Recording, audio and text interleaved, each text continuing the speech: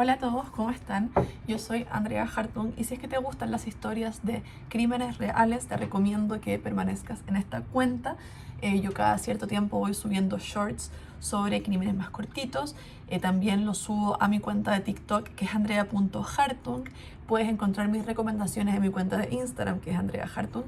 Y acá voy a estar subiendo algunos videos en vivo que hago los días domingo en la noche, así como también videos como este sobre casos que la verdad a mí personalmente me llaman mucho la atención. El caso del que vamos a hablar hoy nace a partir de un documental que yo vi llamado No se lo cuentes a nadie o No se lo digas a nadie, que está en HBO Max y que cuenta la historia del crimen de Pios. Un crimen del que yo nunca había escuchado, al menos está más relacionado con personas brasileñas y españolas. Pero yo personalmente no lo conocía en lo absoluto y me llamó la atención porque yo de verdad conozco sobre muchos crímenes. De hecho, escribí un libro que se llama Archivo Criminal, que lo pueden encontrar también en librerías y en internet. Bueno, la cosa es que antes de empezar a hablarles sobre este crimen en particular, creo que es muy importante contarles cosas que a mí en lo personal me hubiesen gustado saber antes de entrar en este caso. Y eso es, en primer lugar, que dos de las víctimas acá son niños, que uno de esos es un niño muy pequeño, un bebecito, y entiendo que eso a muchas personas les puede generar sentimientos muy negativos, de mucha tristeza, de mucha angustia. A mí me pasa, pero nada, ya vi el documental, ya me leí todo sobre este caso, entonces ya fue. Pero si ustedes se quieren evitar ese dolor, pueden ponerle stop y otro video y no pasa nada. Ahora, empecemos. Yo creo que la mejor forma de empezar con este caso es hablando de François Patrick Nogueira Gouveia. Él es un joven brasileño que nace el 6 de noviembre del año 1996, o sea, jovencito, hoy día él tiene 26 años y nace en Altamira, en Brasil.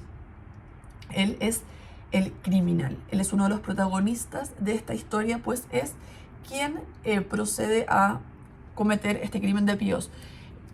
Pero el crimen de Pios no es el primero que François Patrick, o Patrick como se le conoce, comete. De hecho, él ya tenía un historial violento.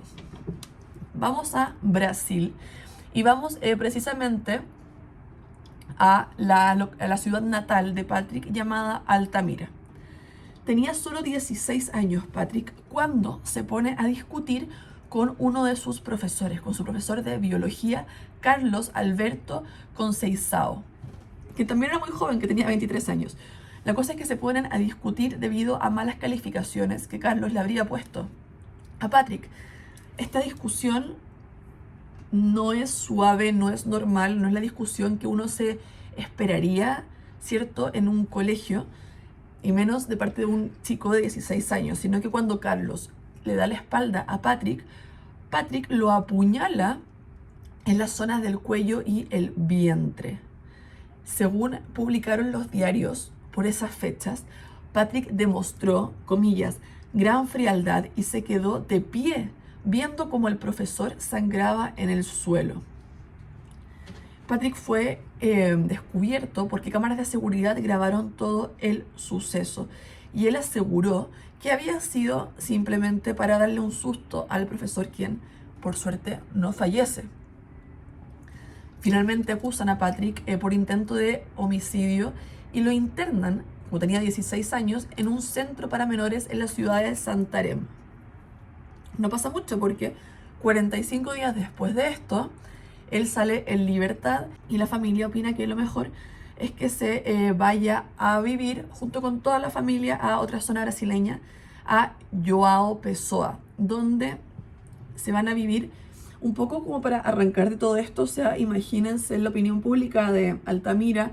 Él había nacido ahí, entonces ya todos los conocían, consideraron que lo mejor para ellos era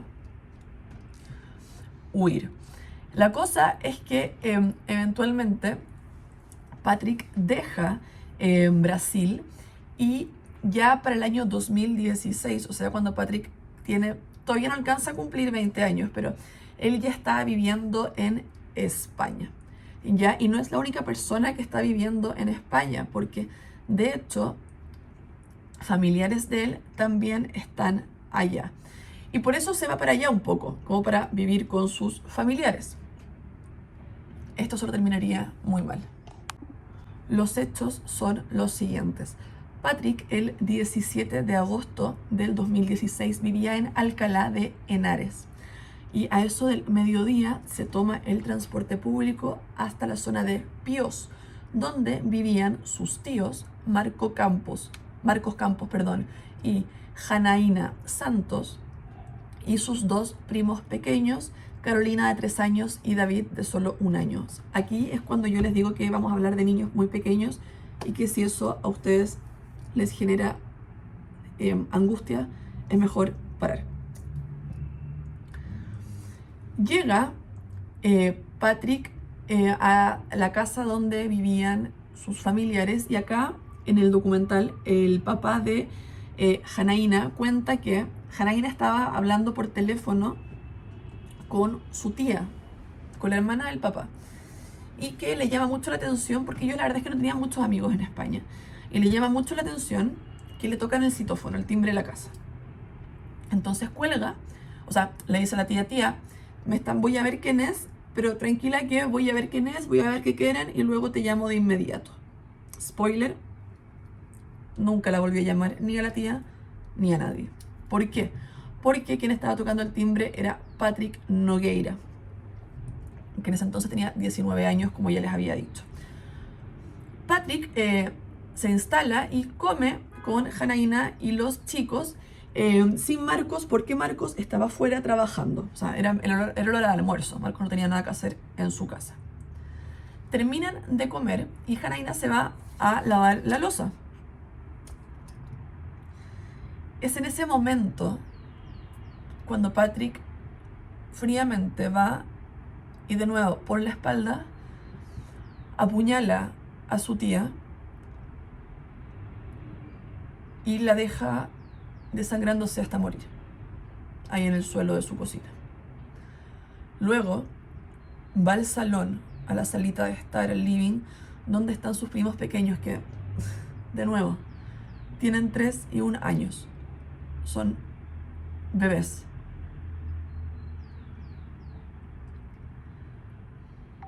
Los niños ya habían visto, primero que todo, cómo Patrick había matado a su mamá.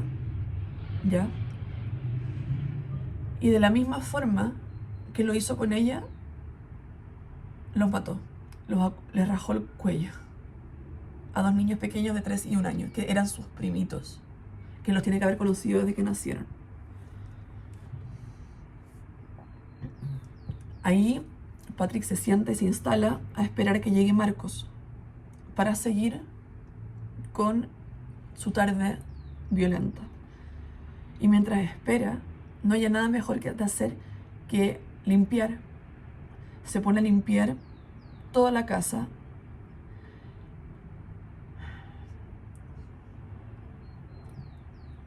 Descuartiza a los cadáveres, tanto de los niños como de Janaína, y los mete en bolsas de basura.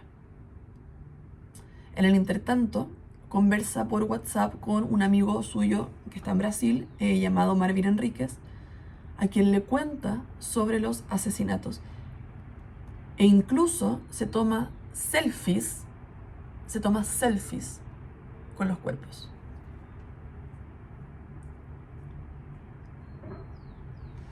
Acá uno diría, no sé, yo soy muy amiga de mis amigas, pero si una amiga llega, me escribe por WhatsApp, se jacta de haber cometido un crimen de esa envergadura y me manda fotos de cadáveres donde hay niños, yo me espanto. Pero ¿qué hizo el amigo? ¿Qué hizo Enríquez? Enríquez lo encuentra increíble, lo apoya, digamos, y le da indicaciones sobre cómo debería arrancar de la casa sin que lo pillen. Pero Patrick sigue esperando a que llegue Marcos, su tío. Y eso sucede a las 9 de la noche. Patrick lo asesina de la misma forma en la que había asesinado al resto de su familia. Lo descuartiza también y también lo mete en otra bolsa de basura. La cosa es que Patrick se queda a dormir toda esa noche en la casa donde están los cadáveres de todos sus parientes que él mató. y el día siguiente, de la misma forma que él había llegado, se toma un bus y se va de vuelta a Alcalá de Henares, donde se junta con amigos a jugar fútbol. O sea, aquí no ha pasado nada. La frialdad. O sea, una vez que se descubre la presencia de estos cadáveres. ¿Y qué pasa acá? Un vecino, recuerda que esto pasó a mediodía. Un vecino cuenta que ese día primero escucha un grito y después le llama la atención que no vuelve a escuchar a los niños jugar en el patio.